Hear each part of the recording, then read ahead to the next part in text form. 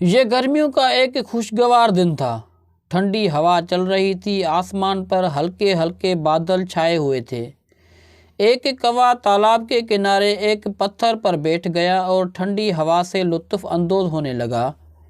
تالاب میں موجود راج ہنس نے کوے کو دیکھا تو کوے کے پاس آ گیا۔ اس نے سلام دعا کے بعد پوچھا کہ تم آج کھوئے کھوئے سے لگ رہے ہو۔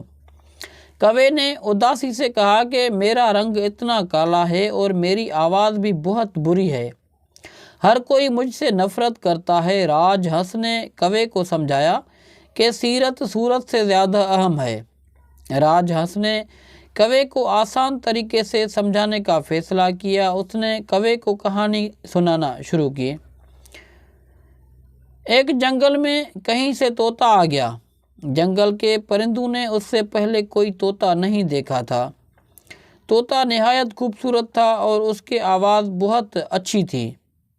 تمام پرندے طوطے کے ساتھ بیٹھا کرتے تھے اور خوشی محسوس کرتے تھے۔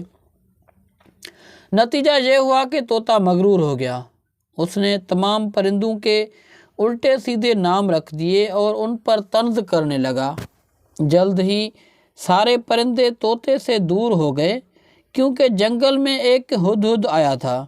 وہ خوبصورت ہونے کے ساتھ ساتھ خوبصیرت بھی تھا۔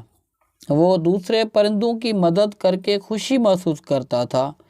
آہستہ آہستہ تمام پرندے طوطے سے دور ہو گئے اور ہدہد سے دوستی کر لی۔ اسی وقت گوشی خرگوش لکڑیاں لے کر جاتا ہوا نظر آیا۔ کوے نے کہا، گوشی بھائی کہاں جا رہے ہو؟ گوشی نے کہا، چھت کی مرمت کرنی ہے۔ کوا گوشی کی مدد کرنے اس کے ساتھ چلا گیا۔ کوے کو خوش دیکھ کر راج ہنس اطمینان محسوس کر رہا تھا۔